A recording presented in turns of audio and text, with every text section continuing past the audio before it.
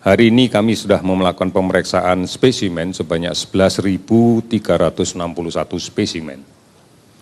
Sehingga total keseluruhan adalah 311.006 spesimen. Dari pemeriksaan ini kita dapatkan kasus konfirmasi positif naik 557 sehingga menjadi 25.773. Data ini kalau kemudian kita lihat lebih detail lagi, ada 10 provinsi yang hari ini tidak ditemukan kasus positif.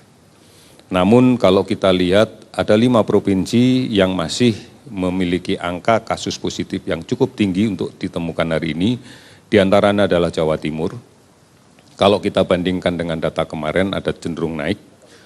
Kemudian DKI meskipun tinggi dibandingkan dengan data kemarin cenderung untuk turun. Namun khusus DKI ini tidak seluruhnya berasal dari wilayah administrasi DKI. Karena kita tahu bersama sebagian besar saudara-saudara kita yang bekerja di luar negeri dan kembali ke tanah air masuknya adalah lewat Bandara Soekarno-Hatta. Sudah menjadi ketentuan pemerintah bahwa mereka harus kita lakukan pemeriksaan dan beberapa di antaranya mereka positif konfirmasi COVID-19. Hanya memang datanya akan masuk di dalam kelompok Provinsi DKI, namun bukan menggambarkan bahwa ini adalah kondisi administrasi DKI. Kemudian kita masih melihat juga di Sulawesi Selatan masih ada kenaikan dibanding hari kemarin, Kalimantan Tengah juga demikian. Jawa Barat meskipun angkanya masih tinggi tetapi dibandingkan dengan hari kemarin sudah cenderung untuk turun. Ini menjadi penting untuk kita pahami bersama bahwa adanya kasus positif, masih ditemukannya kasus positif, kita yakini masih terjadi penularan di tengah masyarakat kita. Masih ada orang yang membawa virus dan berada di tengah-tengah kita. Dan masih ada sebagian saudara kita yang rentan tertular. Oleh karena itu, mari sekali lagi kita patuhi untuk menjaga jarak. Kita tidak pernah tahu siapa yang berada di luar yang membawa virus ini. Karena banyak sekali orang dengan membawa virus ini tanpa keluhan apapun.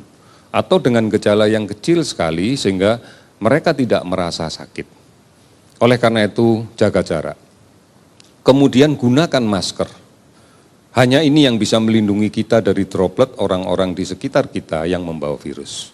Biasakan mencuci tangan dengan menggunakan sabun sesering mungkin, apalagi kalau kita habis menyentuh barang atau benda yang menjadi fasilitas umum. Cuci tangan dengan menggunakan sabun.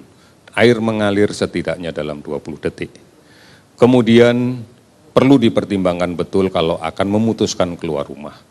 Untuk hal-hal yang tidak perlu, untuk hal-hal yang tidak penting, sebaiknya ditahan.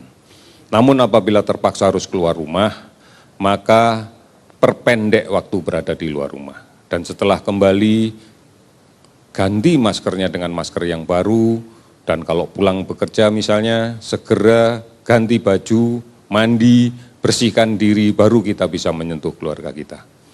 Saat ini kita masih melakukan pemantauan terhadap orang dalam pemantauan sebanyak 47.714 orang.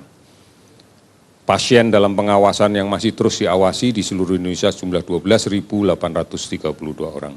Oleh saudara-saudara sekalian, inilah cara yang bisa kita lakukan secara bersama-sama, secara bergotong royong untuk mengatasi permasalahan COVID-19 ini. Kita pasti mampu melakukan